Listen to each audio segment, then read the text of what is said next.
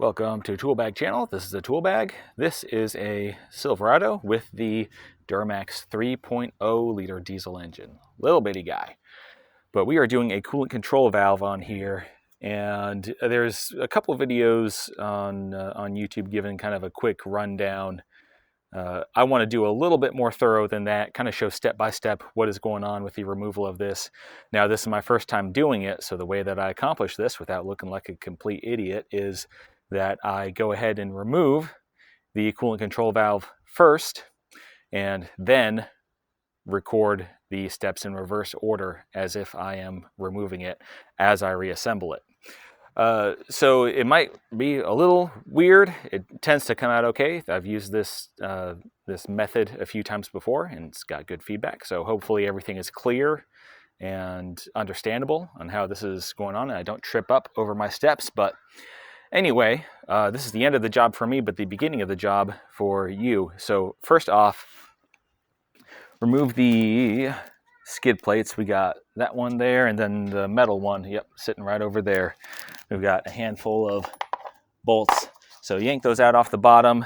That way we're just not fighting the coolant spilling all over everywhere. It's easier to catch it just where it falls instead of it spreading all over the pan and kind of water falling all over the place. That also gives us a little bit clearer idea of where we're going to jack it up at. So we jack up the truck, yank off the wheel on the driver's side. That is the side we're going to be working on. I read a comment that said you actually don't have to do anything up top, and sure enough, that was correct. I haven't had to touch air filter box or anything. We do loosen the dipstick tube at one point, and I kind of tug on it from the top side. That's not a big deal.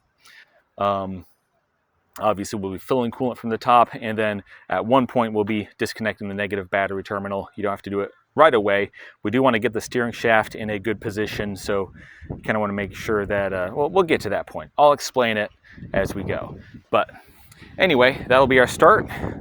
The skid plates, the tire and wheel, and we will go from there. Get to work on this wheel well. First of all here, now we're going to have a lot of T15 screws. First off, 3 here, 1, 2, and 3 up in there somewhere, and then a 10mm bolt. And then this guy pops out. We're going to have another T15 back here. Yank all these T15s, all holding on this wheel well, off of here, as well as this one singular little push pin plastic thing. And then after that, yank the wheel well out, and then we will really get to work. All right, so we have to remove this intermediate shaft for the steering. We have a 15mm bolt right here, just the bolt by itself, and then down where you can't see it, you'll have to feel it out. Follow the shaft down and feel there's a bolt and a nut, both 15mm. So get in the truck, turn on the ignition switch so you can turn the steering wheel, and then turn this until you get a good spot where you can remove that bolt, the bolt and nut on the other side. You don't want it in a place where you just can't maneuver your wrench. So figure out where you've got to get this thing. I've got it in this position. Worked out pretty well for me. Might depend on what kind of wrenches you're using. I used a ratcheting wrench with another wrench to just a regular box end wrench to hold the nut on the lower side. If you're using a socket wrench, then you might want to turn this up a little bit more just to give you room from the top end. But anyway, this worked out for me.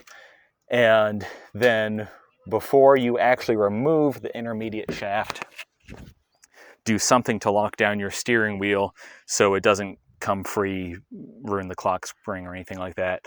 In this case, I just use, it's okay if it moves a little bit. I just use a bungee cord around here, around there, blah, blah, blah. It's not going to spin out of its place. So that's all we need for that. But yeah, remove those, and then push once these are both removed, then push the intermediate shaft up. That will collapse this side a little bit and give you enough room to yank that thing out of there. And then, of course, after you do that, just make sure that you don't turn the wheels a whole lot either. So you got to make sure that the steering rack winds up in the same position relative to the steering wheel once you go back together with all this stuff. So just, it's not hard to make sure this stays put, but just make sure it does. Then after that, we will get into the hoses. All right, now let's get to work on these hoses. Get all your pliers and your hose clamp tool. Start getting to work on these. We're going to pull these 3 hoses first. After you get to those clamps, which will be a, it's a pain in the neck. It is what it is. All right. Then once those are clear, you'll have a little bit more working room to get up to these top ones, as well as the radiator hose right here. Now for these top ones, they're going to need to be able to move, so you need to remove that bolt that goes right up there. This plastic thing is going to have to come free. This has 2 nuts. One that fits into this recess right here. It goes on that stud. And then the other in this recess. I can't even see it. But see this pipe here? It's right behind that pipe. There's a 10 millimeter nut in there. So 1 nut there, 1 nut wherever it was, right there. And that's how you're going to loosen this plastic bracket, remove that bolt, and then this is going to be able to move so that you can actually pull that hose off there. That also gives this one a little bit of wiggle. It's nice to have. And then the other thing is you want to remove this hose right here. And what that does is it allows you to take this whole piece here and push it way off to the side and get it out of the way when you go to pull the control valve out. All right, next we can begin removing the bolts holding the unit on there. There are 6 of them. They have a 8 millimeter, just regular head. And it is going to be really hard for me to show you how, where exactly each one is. You're going to want to use a variety of different extensions to get to each one. A couple are going to have to use shorter extensions with the wrench and socket and all that behind this this cup where that strut sits in. A few more can be reached with longer extensions out through the wheel well here. But let's look at the unit off the vehicle just so we can see where they all are. There's 1, 2, 3, 4, 5, 6. These 2 right here, this one and that one, are going to be the more difficult ones. And this is the same orientation that it sits in at the vehicle. So this is what it's going to look like when you're looking at it. So you'll need a shorter extension for this one and that one. Most of the others can be reached going all the way through the wheel well. One thing that may help you with some of it, you got a little trick here. Let's look here. If you need to hold your socket at an angle, take a wobble extension, a piece of shop towel, fold it in half, and then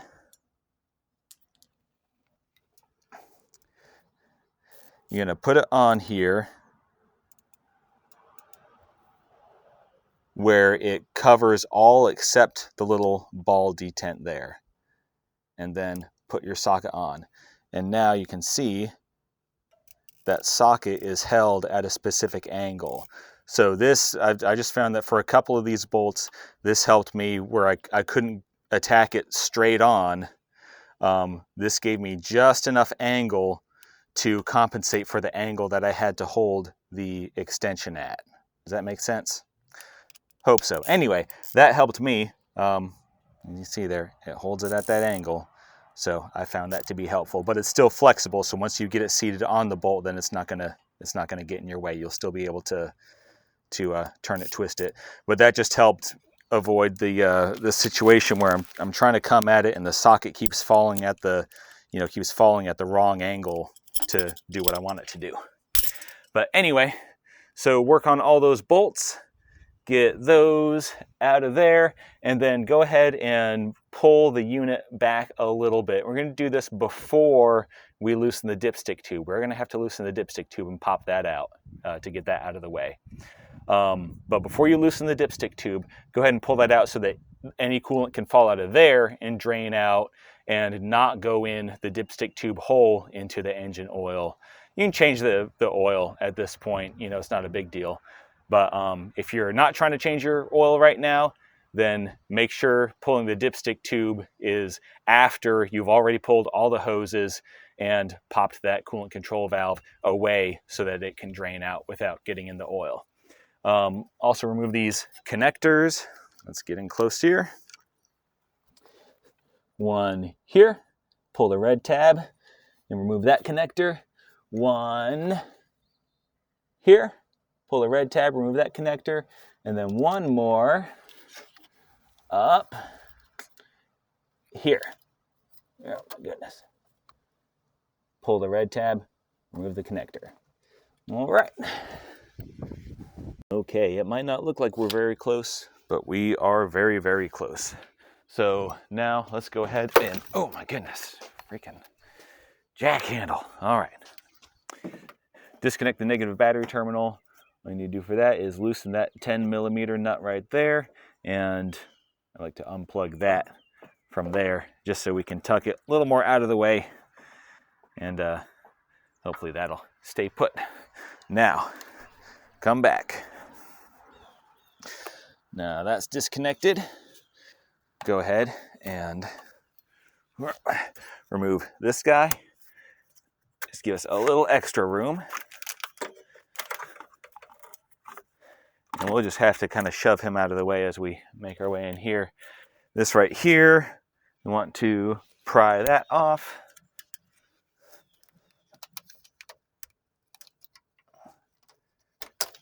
Just so we can shove that a little more out of the way. And this is gonna shove out of the way a little bit there. Can you see it in there? Got a pretty good view of it now. Now, the dipstick has to be loose as well. It's not so bad, but it is a little bit of a pain in the neck. So let me get in here a little closer. So on this dipstick, holding it, there is, and I already have it loose here, else I wouldn't know how to do it, but well, let me show you the two fasteners.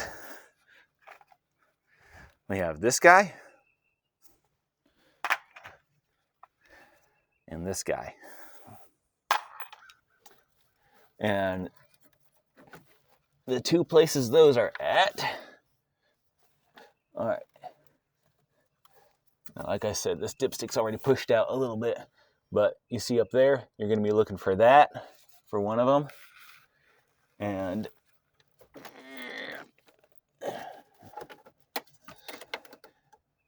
can you see it? Center of frame, that right there. It's gonna be behind this, so what I had to do was pry and hold this plastic piece, freaking hoses. I had to pry and hold this plastic piece up and away while I used just a open end 10mm wrench to remove this. I couldn't quite get a deep socket onto it. So those two bolts, that dipstick will pop out. You just go out at the top end and yank on it a little bit, and that gives it enough wiggle room to get out of our way. So now that is all we need to fish this thing out of here. So let me set up here and you can watch me struggle. Goodness, I wish we had a little bit better lighting for y'all. Let's see, let's try.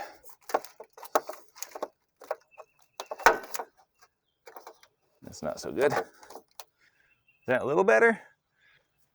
All right. Push that out of the way.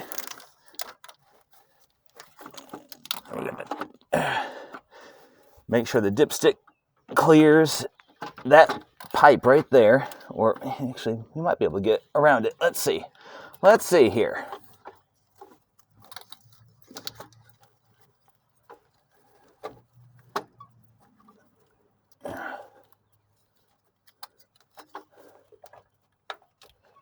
I'm pushing this hose over here. I'm pushing it behind this as I pull it towards me. All right.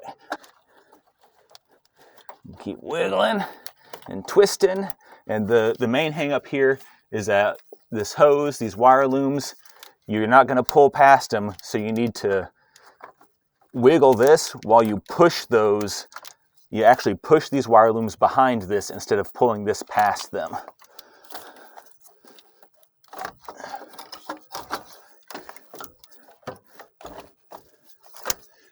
Yes, out of the way.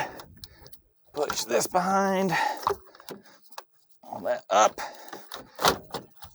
Look at that, look at that, look at that, look at that. There we go. Then I like to use for cleaning up gasket surfaces, there's two different kinds of shop towels that you'll come across, unless you're using cotton ones, in which case more power to you.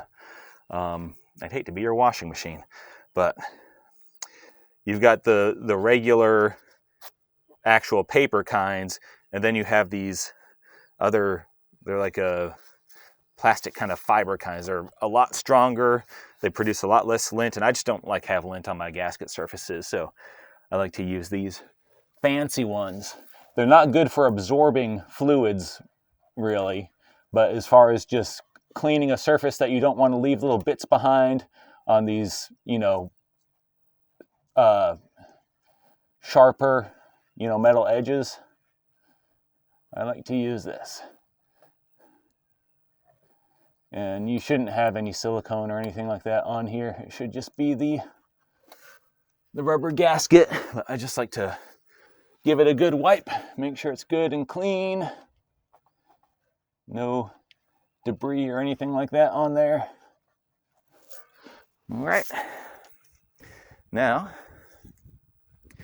new one goes in and everything else goes back in the way it went, and then we get to the relearn.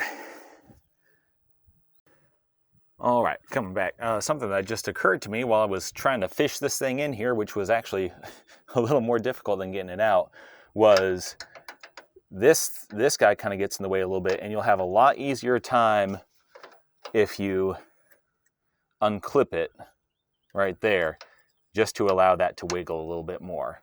So that helps a bunch. The other thing is that if you've got grime caked up on here, once you get it past that, you'll probably want to yank that gasket back off and clean it up. Make sure there's no dirt and crap on there before you go the rest of the way in. Don't want to have any leaks on here. So let's see if we find anything else interesting as this gets back into position.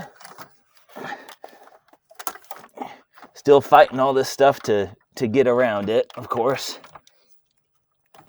But now we're pulling it towards us while we push the unit in. All right, pull that in front and push him behind.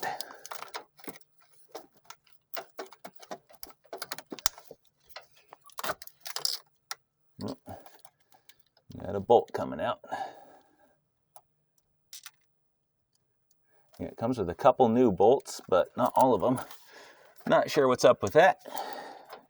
Kind of would be nice to have all new ones just seated in there, or if they just use captive bolts in the first place.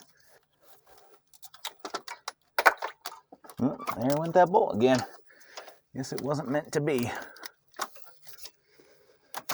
There we go. Just got to keep tugging on stuff and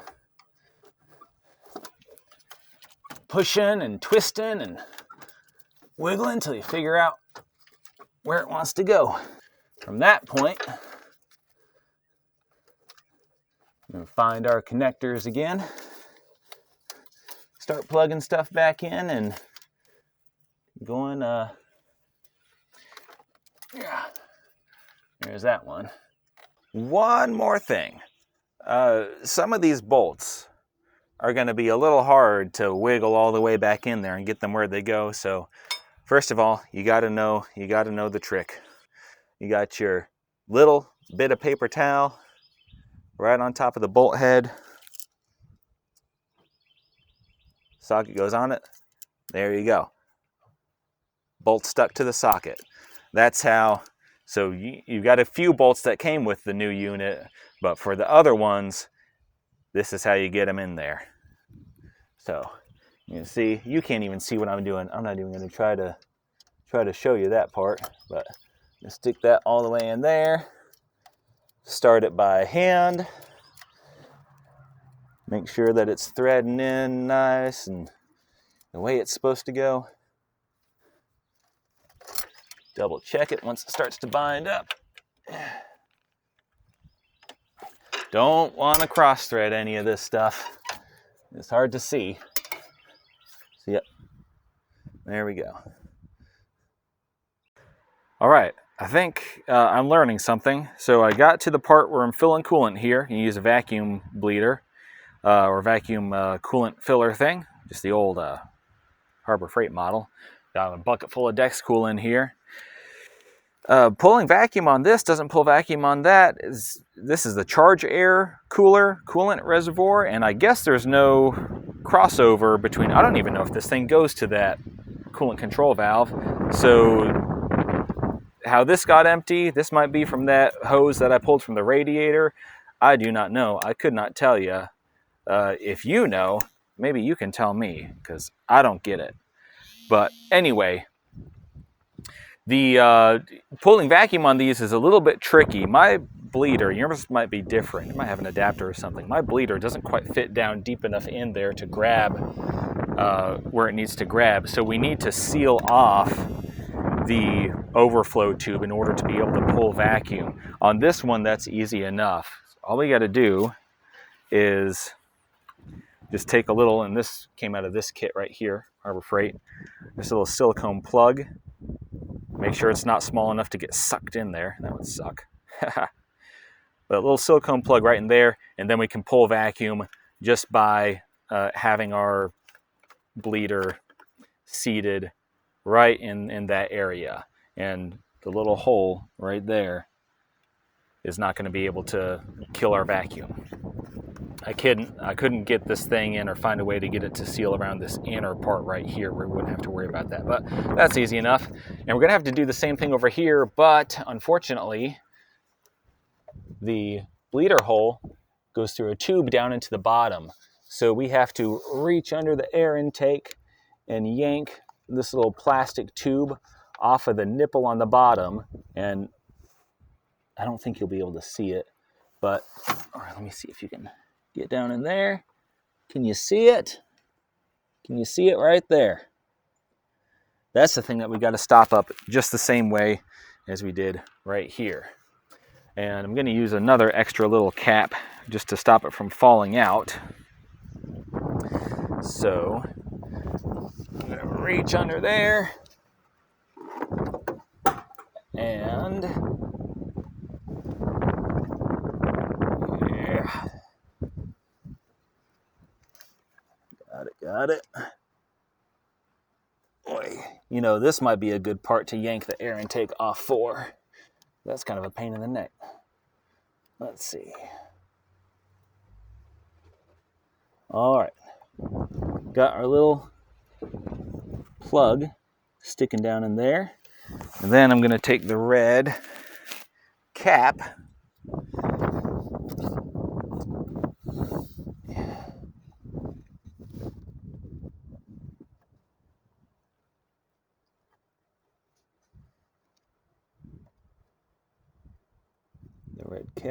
will go over the plug and grab on to the outside of that little tube.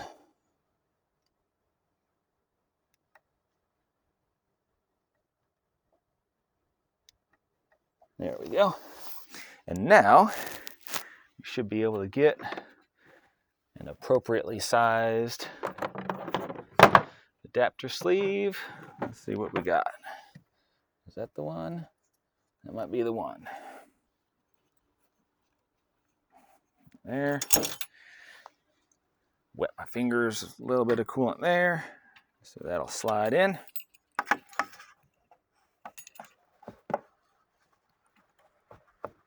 There we go.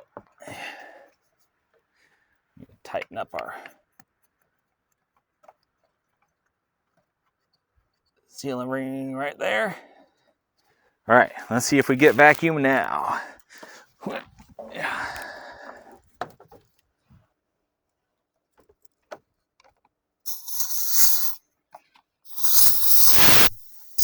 Oh, goodness. Come on. There we go.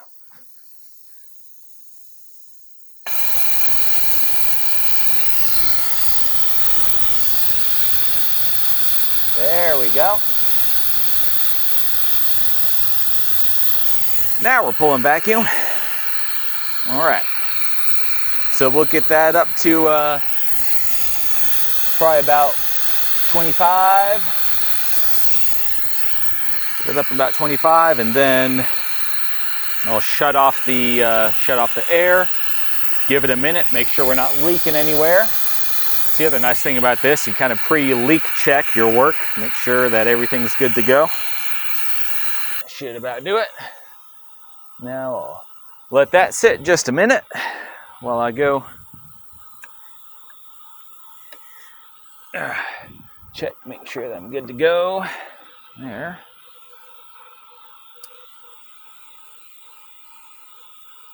Looks good. I'll let that sit just a couple minutes and then I'll come back and finish up. All right, just went and had my supplements and a bit of dark chocolate. Looks like we're still good. So let's pump it up.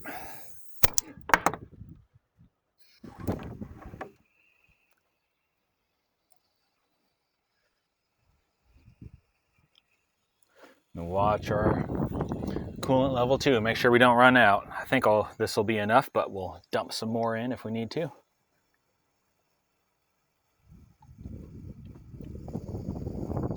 Level's coming up.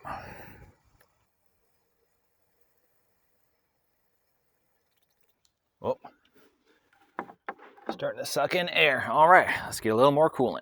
Speaking of coolant, it's more economically efficient to buy the concentrate, but I don't just mix it with tap water.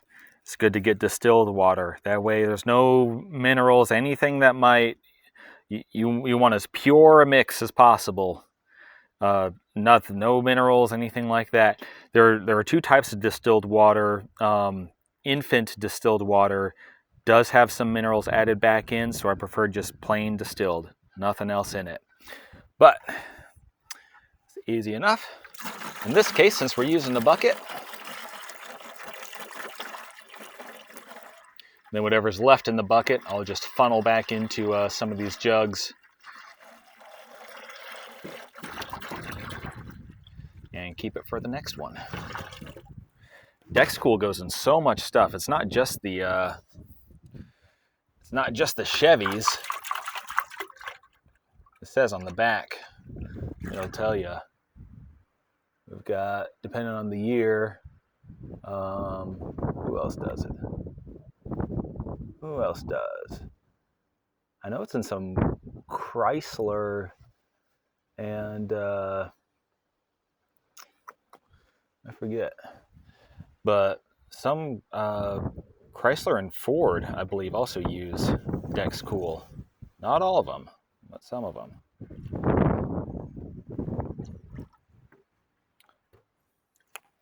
Some of these Americans. Oh yeah, Ford 2011 to 2018 and Chrysler 2013 and newer. So it's a good thing to have on hand. All right, let's keep filling up. And speaking of the minerals and whatnot, make sure your bucket's clean too before you do this.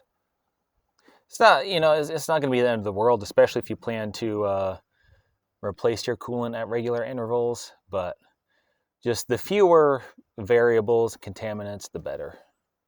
It's easy, you know, it's easy to avoid. Buying a jug of distilled water plus your coolant concentrate, you're still coming out way ahead of just buying the pre-mixed.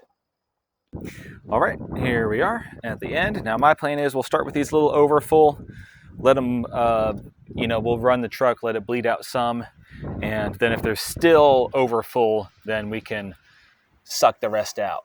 But first, let me grab that little silicone plug out of there. Got them both. We do want that overflow to function in the event that it needs to. We'll put our hose back up there so it comes out where it's intended. There we go. All right, now let's do our control valve relearn. Let me get the scan tool. All right, now I just have the $1,200 scan tool, not the $5,000 one, but we'll see if it works. Just do a long hold, right? Yep, there we go. Long hold on the ignition switch. America, Chevrolet.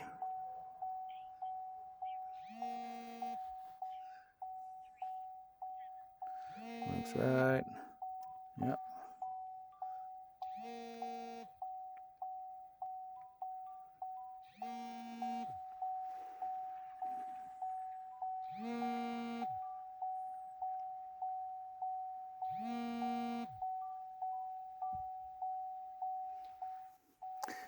Come on. There we go. System selection. I reckon this will be engine control module 3.0.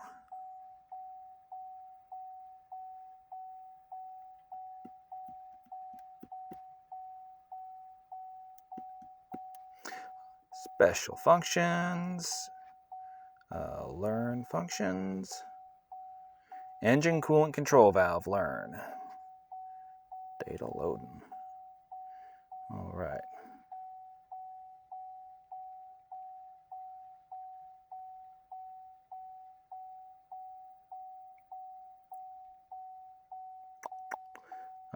Let's try learn success. All right.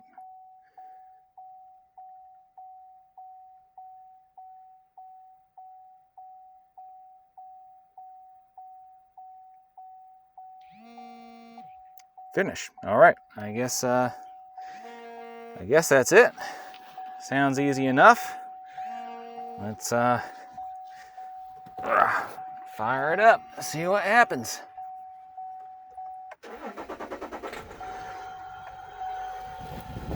Well, it runs.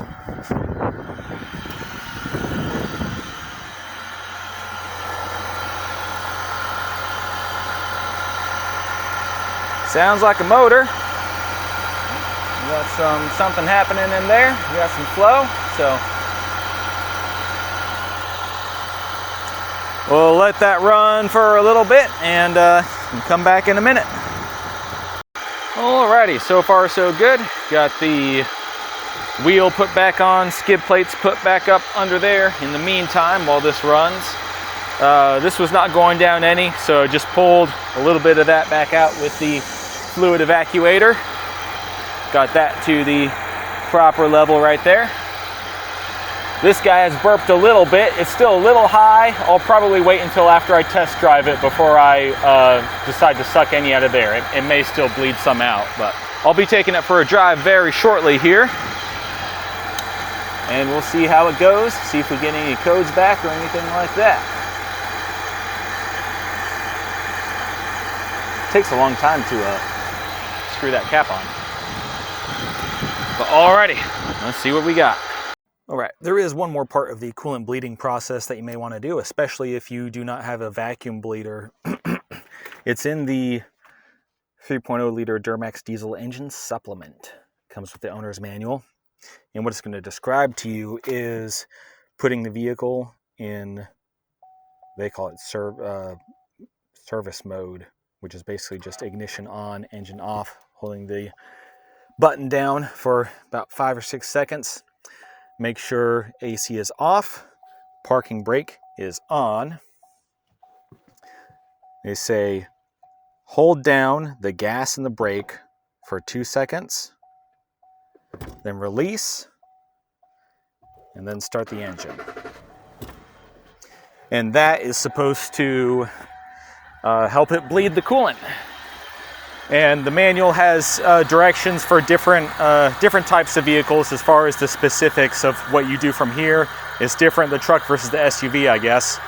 Yeah, we're gonna watch these for a few minutes, see if they bleed anymore, if we need to add any more coolant. And then I'll drive it around some more and make sure we got good heat, make sure we're not overheating, we're getting up to temperature and all that, all the usual checks. But yeah, that's one last procedure there. I guess that'd be especially useful if you don't have a vacuum bleeder, but it's there. I'm gonna use that to double check my work here just to make sure we're good to go. I'm not interested in any risk of overheating this thing from one skipped step, but that ought to do it. I think this is the real ending now. So this video has had like 3 or 4 ending points, so I thought, up to this point. But anyway, that'll do it. If this was helpful, give me about, I guess it'd be maybe a 12th, Imperial System, Superior, a 12th of a hand. If this video gave you a hand, give me a 12th of a hand, which is your thumb. So that'll do it. Y'all have a good one.